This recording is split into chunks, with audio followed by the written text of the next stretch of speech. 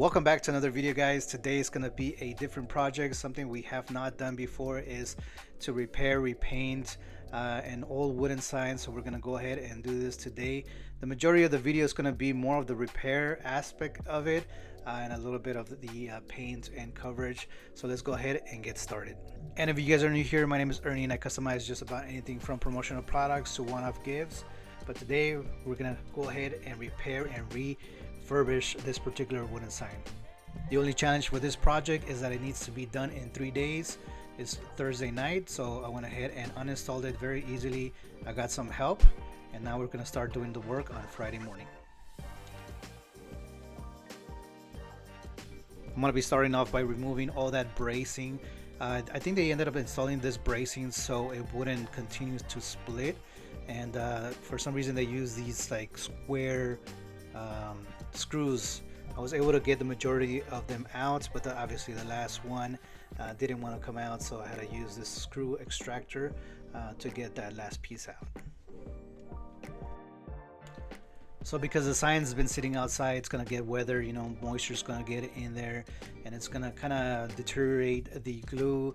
Then the panels, the wooden panels, are gonna try to split, and that's why you get those cracks in there. So what we're gonna try to attempt is to re-embrace or reconnect those panels together, and then apply that same bracing again to try to give it more strength.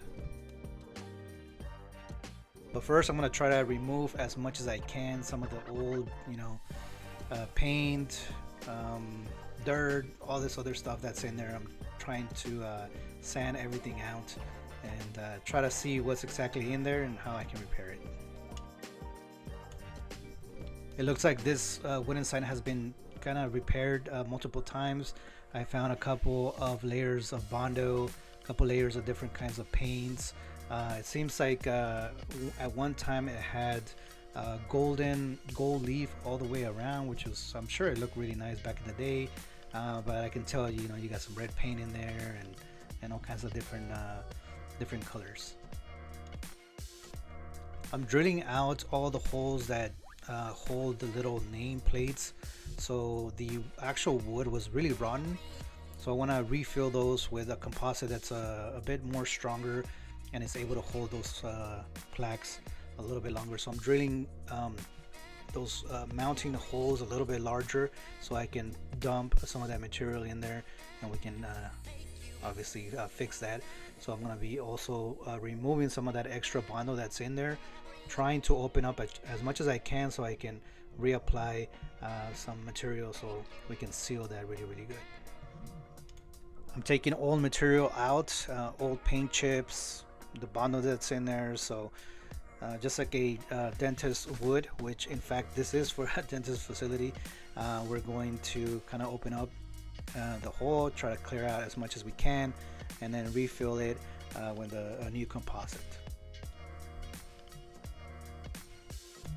I want to go one step further and drill these 4-inch screws onto the two I guess kind of like wooden planks that are kind of meeting each other. They're starting to split because of the moisture, so I want to kind of put them in there and really reinforce those planks so they don't spread, they don't continue spreading. So I'm going to go ahead and drill it out, put it in there, and then I'm going to fill those holes with composite. This way it kind of hides those screws.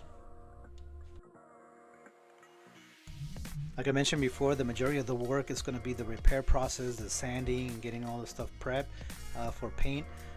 That actually took the 1.5 days of repair and sanding, stuff like that. So that's like the biggest challenge, is making sure that it continues lasting for a couple more years. And yeah, so let's go ahead and put some glue in there, try to screw these together so they don't continue splitting. I will use the reinforcements that I had in the back, but I want to make sure that the distance between the cracks is closed before I reinstall those. So I went ahead and did that first. The problem with old wood like this is you don't know if the inside is still workable, so you don't know if that screw is going to actually grab or not, so that's always a concern. But in this case it really you know, it was still good inside, so it was able to hold on. And we added some obviously glue in between, and now we're gonna add this cool, like, you know, it's kind of like a putty per se. It's kind of like bondo, but it uses water instead of just like using a second part um, you know, chemical. The bondo tends to eventually, like, it doesn't join the wood together because it's chemically, and obviously the wood has moisture in it, so I wanted to use something that is water based. This way kind of like that gets absorbed by the wood and it holds a little bit longer. It's a great alternative to bondo, and obviously it's more affordable, and I just found it on at Home Depot. So yeah, so, and the cool thing about this is that you can mix it depending on the consistency that you want. So if you want it more watery, or you want it kind of like thicker, like paste, you can mix it depending on how much water you put in it. So it's going to take a couple of layers, you know, because obviously it's going to dry, it's going to shrink, and you want to keep on adding layers. This way the entire hole gets covered. So let's go ahead and jump on the names. We're going to remove all the vinyl that's on there.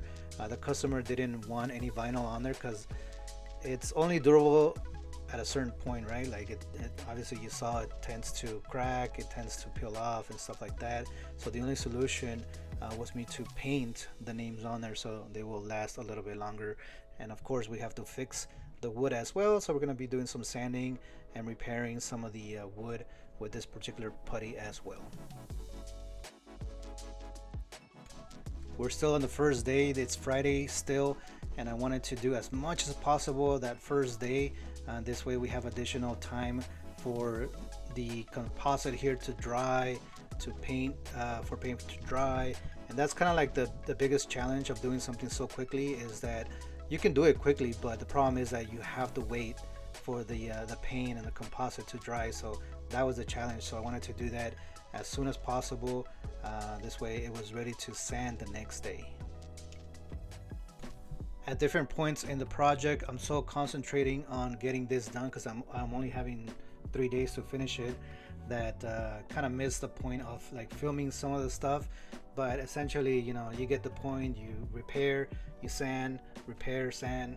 You keep doing that until everything looks good and decent, and then we start shooting paint. I was donated this extra wood that I had laying around, so I quickly assembled some sort of stand to put the sign up. This way it's easier for me to get around the edges and try to cover it as much as possible without me having to handle it and try to flip it and wait for it to dry and stuff like that. If I shot it in one go, it'll be a little bit easier to get coverage all the way around. I'm using Autoborne sealer. Trying to cover the composite, the old wood. I'm trying to prevent additional moisture to go inside the wood, so that's why I'm putting a couple layers of Autoborne sealer before I start painting. Now, as you can see, I'm wearing a black shirt, so this is the second day, which is Saturday, towards the end of the day. As you can see, I'm losing light, and I just want to apply as much paint as I can so it'll dry overnight. Painting the front was going to be a bit of a problem because there's a lot of different crevices in there, and the best way to go is using spray can. I bought this graffiti style Montana Gold spray paint, really nice, and it's acrylic. It's going to accept the clear pretty good, so I went ahead and did that in the front, and in the back I used a roller and some thicker paint. All the paint that I'm using is some sort of acrylic, water base, flat or matte. This way it applies really nicely, has good coverage, and at the end I can apply a clear coat and it'll grab it really good because it's a flat finish. It's Sunday afternoon. I took the morning to cut out all the vinyl, and now I'm spraying all the names onto the plaques, and we're almost getting towards the end. So really what we have to do is try to apply as much paint as possible this Sunday. This way everything dries on time. I'm not sure if you noticed on the previous clips when I was working on the bigger portion of the sign, I added the brown and also added different shades of brown to give it more depth. So on the shadows I made it darker, on the highlights I made it a little bit lighter, and now all we got to do is apply the sea foam green that's going to make all the letters and the trim really pop. In these type of applications you want to get a brush that is longer, and that allows you to really control the edge of the paint, and makes it easier for you to be able to have like a longer stroke and a straighter stroke. So this is kind of like the only brush that I had, and what I ended up doing is working on one edge of that trim and then flipping the sign around and then working on the other edge of that trim. That's the only way I was able to get straight lines.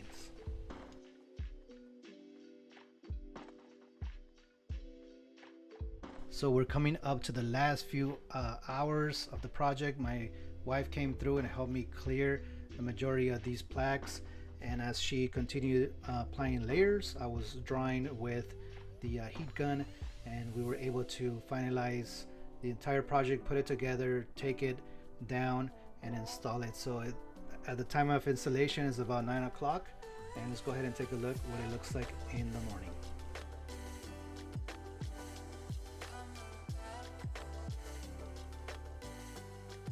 Well guys, that's gonna be it for this video. Hopefully you guys enjoy this process. It's something a little bit different that we're normally used to. So for now, that's gonna be it, and I'll see you guys on the next one. Take it easy for now. Bye bye.